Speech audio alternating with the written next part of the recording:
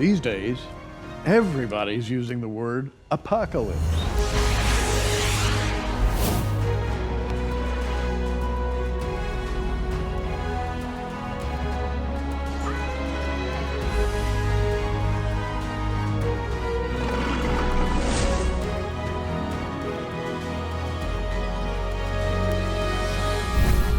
And here to talk with us about that word today is author and lecturer Bill Salus. Bill, welcome to Prophecy Watcher. Well, it's great to be here. And we were just talking about the actual meaning of apocalypse, and I was fascinated by how you phrased that to me. Why don't you tell the viewers what that is? It's really interesting that the secular world uses that word in a movie title, for example, book titles, thrillers, television specials, and it always means something horrible, like a bomb dropped on Los Angeles, maybe an atomic type bomb or something. And then the movie starts.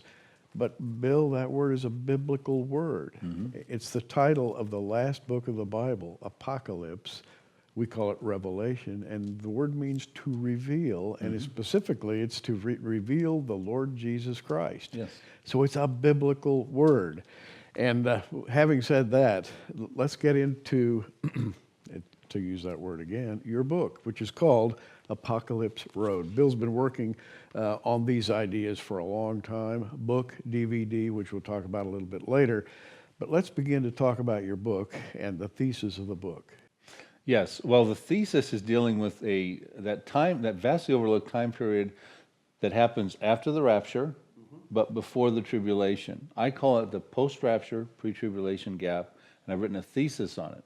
You know, the common teaching for many years was, listen, you have a rapture, and then you have a 7 years of tribulation. Right. That was the traditional timeline, and after that you have the 1,000-year millennium.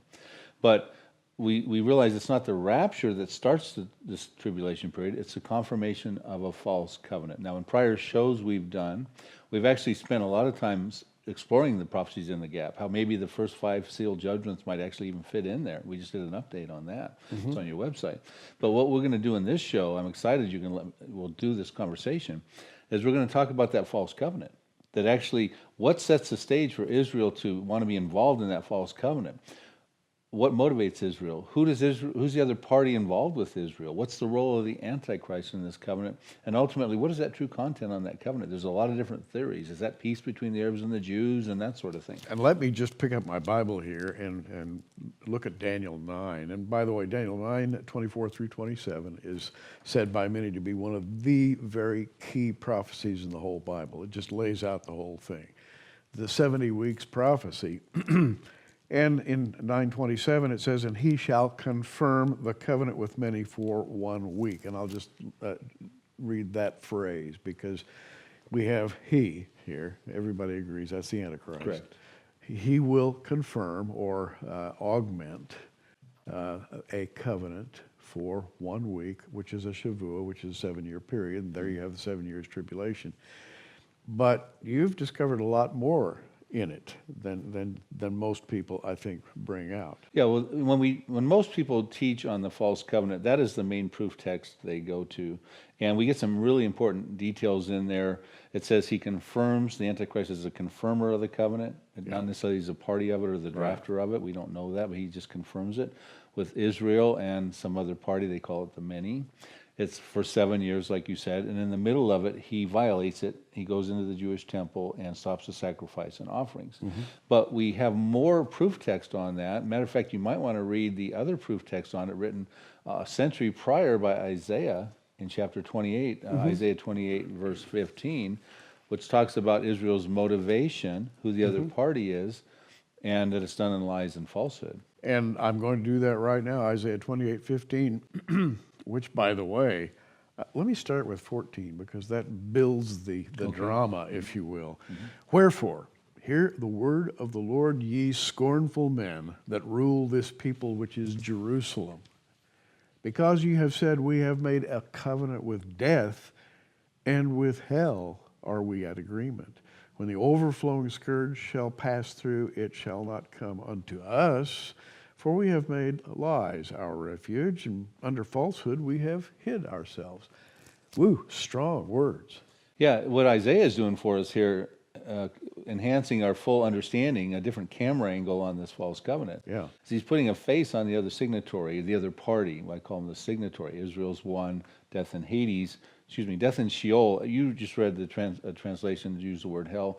A lot of the translations use the Hebrew word Sheol for the same I'm thing. reading the King James, but I understand what you're saying. Yeah, so, and they sound intangible, but the reality is we can actually put a face on them, and we're going to make a connection in the show with death and Hades, the fourth horseman of the apocalypse.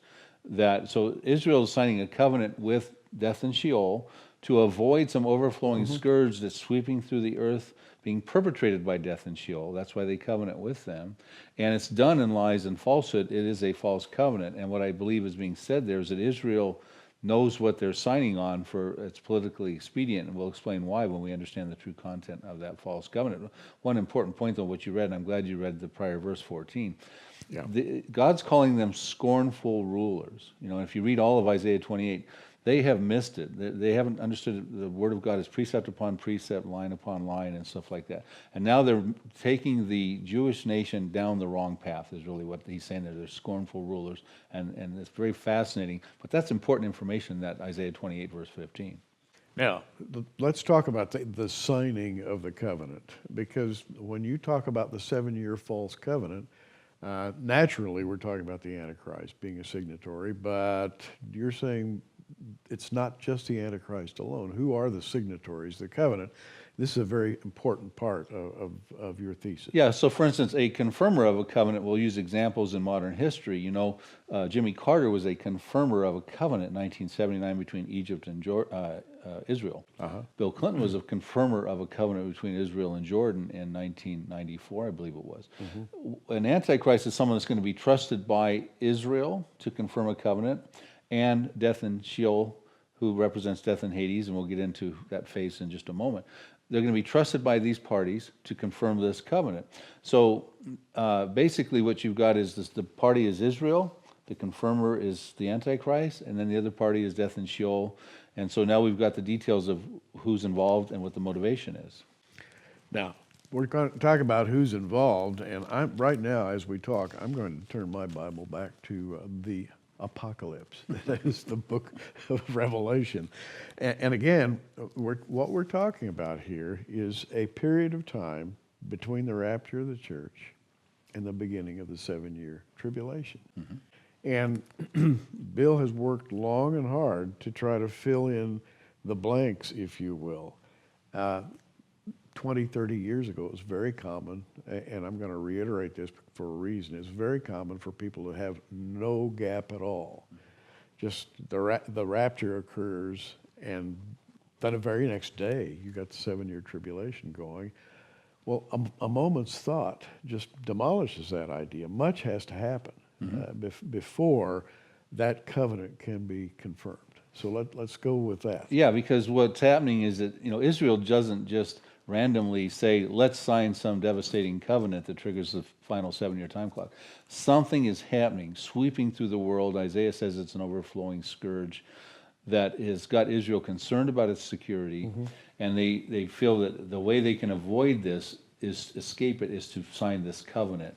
And so it's a very critical bit of information that we look at here.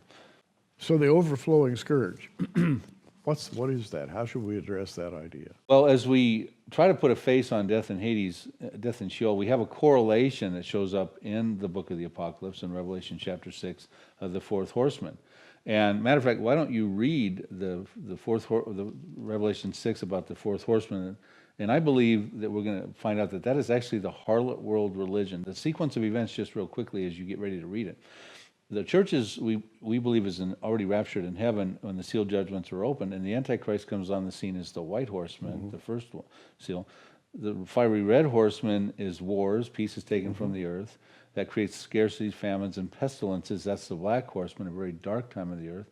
And then now to deal with the whole situation, you've got this unholy global order with the church and state relationship of the Antichrist and the harlot going on to deal with that sort of thing. Now remember, this is a time when lawlessness and supernatural deception, things like this, are no longer being restrained. So it's a really bizarre point in time. So I'm just trying to lay the groundwork of what the Yeah. world looks like at this time. And then here comes this death in Hades. And I'm listening to you, and I'm thinking back, and I'm thinking, okay, we have the white horse Antichrist, we have the red horse war.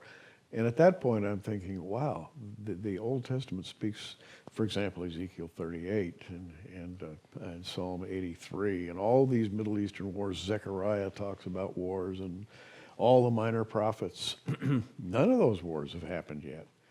The red horse has not ridden forth yet. Yeah, and I believe that I believe Psalm 83, for instance, and Ezekiel 38 are pre-tribulation events, and if they haven't happened by the time the fiery red horseman enters onto the scene, they would more than likely be put into that category right there, where they're involved with those wars that are sweeping through the earth. And that's an important thing to remember based on your thesis. And then you have the third seal, of course, the things that accompany war, the black horse, which is total economic collapse, chaos. And now comes the fourth seal, verses 7 and 8 of Revelation 6. And when he had opened the fourth seal, I heard the voice of the fourth beast say, "Come and see." And I looked, and behold, a pale horse, and his name that sat on him was Death, and hell, or Hades, followed with him. And power was given unto them over the fourth part of the earth to kill with the sword, and with hunger, and with death, and with the beasts of the earth. And that's a mouthful. There's a lot going on there. Right, and so I've said previously stated that Isaiah 28 talked about the other party being death and hell, or death and Sheol. And now we're talking about here they arrive on the scene. They don't even arrive on the scene till the fourth horseman. And basically it's the same words, death and Hades in the Greek. Same words that Isaiah used in Isaiah 28. Yeah, and so dear viewer, you might be going, oh, so you're now saying that death, the fourth horseman, is the other party on the false covenant, and I am. And you may be thinking, well, what a stretch that is, right? But I tell you, I go through this meticulously in the research in the Apocalypse Road book and DVD. So presuming I'm correct, dear viewer, let's pick it up from here. They now show up on the scene, and it says they have authority, you read, over a quarter of the earth to kill. It doesn't necessarily say they're killing a quarter of the earth, which has been commonly taught. It says they have authority over a quarter of the earth. It's a vast network to accomplish their means. In other words, to promote their agenda, to promote their false gospel. It's religious, because death and Hades are dealing with the soul. Hades is dealing with the souls of men and women. So we've got a situation now that tells me that now we've got the Antichrist on the scene, the first horseman. Israel is already in the scene, as we know. They're one of the signatories. Now we've got the other signatory. So you really probably couldn't even have the false covenant signed until you get the scourge being perpetrated by death and Hades, the fourth horseman. Right. So now you can have the false covenant signed. But technically we got another problem, because the fifth seal, Gary, if you want to read that, is dealing with another clue that we haven't even probably even entered the tribulation yet by what these fifth seal saints are asking God. Yeah, and I want to say this clearly. And Bill is saying that the four horsemen of the apocalypse occur prior to the 7-year tribulation. I believe the opening of the seals all the way through the fifth seal happen in this vastly overlooked gap period we're talking about on this show. I believe they carry over into the tribulation, but the point of difference between many of our colleagues is that they believe all the seal judgments happen in the tribulation, usually in the first half. And I'm saying I don't think that's feasibly sound when we look at this way and dissect it this way. Okay, so we come to the fifth seal now.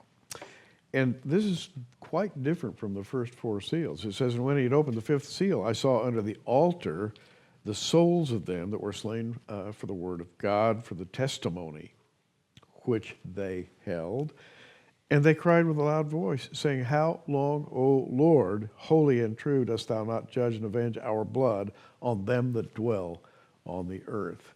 And that's the big question, how long, O Lord? And why do they ask that? Isn't that interesting? Right. Yeah. We've talked about this in the past, Gary. If let's just presume we were among the fifth seal saints, and of course we believe we'll be raptured, and this is happening subsequent. Right. But we would be astute to say, hey, listen, the false covenant has just been confirmed between Israel and, well, in this case, we're going to say the harlot world religion. And we're going to say, hey, we can start calendaring. We got 7 years left. We would not need to ask God, how long until you're going to avenge our blood? These are people who have accepted the Lord in the gap. The rapture's already happened. Yeah. And they've died for their faith. So let me put a question. from your perspective, are they saying, how long is it going to be until you begin your work in the 7-year period? They're saying that in effect that the 7 years hasn't begun yet. I believe that's exactly what they're saying. As a matter of fact, if you read God's response to them, read the final verses there. I think it's verse 10 and 11 there. Yeah, verse Look 11. what God says to them, and I think this breaks it down for us. Well, and the next verse says, white robes were given unto every one of them. And it was said to them they should rest yet for a little season, until their fellow servants also and their brethren that should be killed as they were should be fulfilled. So there's yet a little time here, a little season. Well, this is an interesting response. It is. They get white garments, which represents they're saved. And so it's clear that these are saved individuals. They have already been slain for their faith. But they have not been slain during the tribulation period. They're concerned for their other family members or whatever that might be slain by the same, and it's going to be the harlot, and I'll explain why in a moment. They're concerned about that, how much longer this perilous stuff is going to continue, and the Bible says 3 important things. You need to rest a little while longer because there's 3 groups of martyred believers after the rapture. Mm-hmm. One is the fifth seal saints. They die in the gap period between the rapture and the tribulation. He says your fellow servants who will die in the first, I believe this saying in the first half of the tribulation, also dying for their faith, and their brethren of the fellow servants, who I believe are the saints who actually die, get beheaded for not taking the mark of the beast in the second half of the tribulation, because you have 2 killing campaigns going on in the book of Revelation after the rapture. You have the harlot world religion. In Revelation 17:6, it says she is drunk with the blood of the saints and the martyrs of Jesus. And I think the Jews are concerned about that overflowing scourge. They don't want to be the third victim and the blood of the Jews. Mm-hmm. That's why they sign a covenant with the harlot. And then you have the Antichrist. The 10 kings of the Antichrist from Revelation 17:16 will have the harlot desolated. She will be a problem. And the Antichrist will then come in and want to put forward his campaign of world dominance. And we go to Revelation 13, and it says that people who don't take his mark on their hand or on their right hand or their forehead will be killed. Revelation 20 says they're actually beheaded. So you got 2 killing crusades, killing jihads, if you will. I guess that's more of an Islamic term. I want to be careful because I don't believe this is Islam. But you got 2 killing crusades going on in the book of Revelation, killing the fifth seal saints, their fellow servants. I'll take you back brethren. there. You said you didn't believe it was Islam because you believe that by this time there have been some wars that have pretty much wiped out the Islamic forces. Well, maybe that was a slip that would be good to segue into this right now, because there is people who do believe the Antichrist will be Islamic and that the harlot will be Islam and basically centered out of Mecca. A couple things on that. First of all, I do believe Psalm 83, which is 10 populations that are predominantly Muslim, and Ezekiel 38, which is 9 populations predominantly Muslim, apart from Russia, will have been defeated by this time. And now that would represent about 600 million Muslims affected out of the 1.6 billion Muslims in the world. And at that point in time, they're going to be questioning Allah's Akbar, Allah's greatness. And this is sort of the core countries where Islam was founded and stuff like that. So there's many reasons why I would deviate from the thinking that this is Islam and stuff like that. I personally propose through sound research that this is real clear in the book of Revelation chapter 17.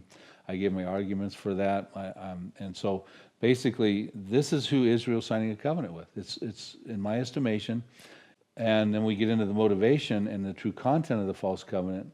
We will start to understand why these are the 2 parties, which is revolutionary because no one's really, in my estimation, talked about the harlot being the other party. When you look at the true content of the false covenant, you see that Israel is having to negotiate for their 3rd temple with Gentiles in Revelation chapter 11. Matter of fact, if you go to Revelation chapter 11, the first clue we have in what is the true content of the false covenant, our first clue of the first half of the tribulation in the book of Revelation, after the covenant is confirmed and the tribulation starts, we go to Revelation 11, and it's John running around measuring for the temple, which tells me as a clue that part of the true content of the false covenant is the Jews want to build their temple. And why do they want to build their temple? Because when they build their temple, they believe the Messiah will come, and he will lead them into the Messianic kingdom, which is a high point of Old Testament prophecy. And there's a problem because there's an overflowing scourge going on, another false gospel out there. The fifth seal saints aren't buying into it, and they're losing their life for it. The Jews aren't going to buy into it because they're going to feel empowered. They're going to want to build their temple. They're going to want to bring their Messiah. They're going to want to start their sacrifices and offerings. But there's a problem with Revelation 11 because it says now the Jews have to negotiate with the Gentiles. It says you can measure the temple, but don't measure the outer court. It's going to be given to the Gentiles in Revelation 11. And they will trodden the holy city of Jerusalem for 3.5 years. First time the Jews have ever had to negotiate with Gentiles to build a temple. That's because right now in the old city of Jerusalem, you got 4 quarters: the Jewish, the Armenian, the Christian, and the Muslim quarters. After Psalm 83 and Ezekiel 38, the Muslim quarter is probably not going to be a big deal. After the rapture, the Christian and Armenian quarters will probably not be a big deal. I think what's going to happen, because a lot of those Christians will be taken out. And what you're really talking about is the woman, the harlot on the beast, representing a harlot world religion. Right. And you defined that as you go into your book. And again, I have to say that if you haven't heard this thesis advanced, you might want to be patient as Bill takes time to expound on this. It's so complex, and in a half-hour show we can only do so much. But the point is, Israel signs a covenant. It enables them to build their temple. We've got proof texts in Isaiah 28. Also, we've got Daniel 9 also has a proof text too, right? Because that they got their temple there, and the antichrist goes in and stops the sacrifices and the offerings. So we've got to look at, I think that has a lot to do with the content of the false covenant. A lot of people think it's peace between the Palestinians and the Jews, but that's not really, it's not in this Bible that it says it's between the Arabs and the Jews. There's clues saying it's dealing with that temple. So let's go back and reiterate now. We just have a very few minutes here to kind of backspace to where we started. The rapture hasn't occurred yet, and when it does, that's going to open the floodgates for a number of subsequent events, and go through those again the way you did before. Yeah, you're going to have the first thing Satan does now, because there's no more restraint on him, according to 2 Thessalonians 2. It'll be a time when supernatural signs and wonders are going to come out. Lawlessness will abound. The lawless one will be revealed. And so the first thing he does in his opportunity to present his closing arguments, he brings his point man, the white horseman, the antichrist, on the scene. Lawlessness then is abounding, and so it leads to wars in Revelation with the second horseman. Yeah. It then leads to scarcities and famines and troubles throughout the world, which needs to be harnessed. And that's when you have a global system, the harlot world religion, coming in as death and hell and Hades. And she is now portraying an overflowing scourge, and one of the victims of that is the fifth seal saints, because they're not buying into her counterfeit gospel. So then you have Israel saying, we're not buying into it either. We need to sign a covenant with them, but we have to negotiate with them because they have claims on Jerusalem, and so we want to build our temple, but we have to deal with their claims. And so this is where they come. And so the Jews are wanting to build their temple, because when they build their temple, the Messiah will come. He will lead them into the kingdom, and he will do away with the overflowing scourge and the falsities of the harlot world religion. That will be their mindset. And that's why Isaiah 28:15 says they will make this covenant under lies and falsehood. It'll be politically expedient for them to covenant with her so that they can bring their Messiah, and he'll toast that whole problem over there. Now, I think you've given us more than enough to chew on at this point. We have listened attentively. And by the way, you've devoted a lot of thought to this, which, by the way, contains many more details than we can bring you in a less than 30-minute broadcast. I just want to mention the book is called Apocalypse Road, the DVD, the same title. But first, I want to talk about, we have on the table in front of me, we have 4 books and 4 DVDs. That represents your complete work. It does. And we have these for folks right here at Prophecy Watchers. And what I'm going to do today is something I don't think we've ever done anything like this before, but we're going to offer you the complete Bill Salus collection. 4 books, 4 DVDs, and you'll find those in the online bookstore, prophecywatchers.com. Just hit the online bookstore button, scroll down to Bill Salus, and you'll find the complete Bill Salus collection. You buy 4 books, 4 DVDs, and you get Bill's latest work absolutely free as a bonus. and you're going to save about $100 in the process of this purchase. And what it'll do is give you a long view of what Bill has been working on now for how many years? Well, I've been working on this for about 15 years overall. And he's devoted a tremendous amount of thought to very complex ideas. And I think you'll really get a lot out of following his work. Again, Apocalypse Road, the book, the DVD, yours absolutely free. When you purchase the Bill Salus collection, you'll save about $100 in total purchase price there.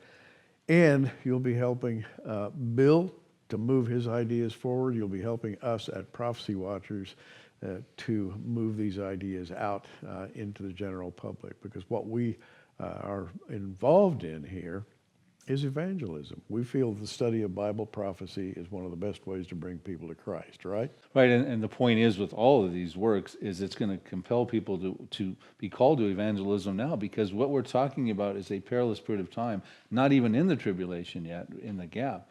And, you don't want your loved ones to have to go through that period of time. So now is the time to redeem the time and to witness to them. And it's exactly the main goal of what these works are. The rapture of the church, in my opinion, and I think you would agree with this, could occur at any moment. It is a signless event. It is an imminent event. It is our blessed hope. And we've got to work like everything, because the opposing ideas are out there. The world, I think you've probably noticed, is getting darker and darker. And we want to bring the light of the love of the Lord Jesus Christ and his gospel to as many people as possible before that day comes when the church is taken out. And we're looking forward to that, Bill, but we really want to make sure that a lot of people go with us, right? Absolutely. And also the works of Apocalypse Road will give an alternative view for people who are debating whether there's a mid-trib or a pre-wrath rapture, because this explains how this fits instead of that. The Bill Salus collection, and by the way, purchase that and get his latest work absolutely free, the book, the DVD. And I got to tell you, Bill challenges traditional thinking, and it's not something that he's just kind of come up with overnight. He's worked long and hard to develop this thesis, and we do appreciate what you're doing. I have long thought that there has to be some kind of a staging period after the church leaves and before the tribulation. And you've come along and put a lot of detail in there. Yeah, and I think the evidence is pretty clear as I present it in these books that is not going to be a 24-hour window. There is going to be probably several years there. And in a split second with the rapture, now these people get left behind and get plunged into this perilous period. And we're not even talking about the tribulation. It's been an interesting conversation. Bill Salus, God bless you and yours and your continuing work. Thanks. And we're going to see you October 13th through 15th at the Blessed Hope Prophecy Conference, and you're going to be presenting there some of your work, right? Absolutely. I am so looking forward to that. I am too. I'm Gary Stearman. Thanks for joining us today. Keep watching. We are. Thanks for joining us on Prophecy Watchers. You can find us on the web at prophecywatchers.com, where you can sign up for our free email newsletter. In the meantime, keep watching, everybody, and we'll see you soon.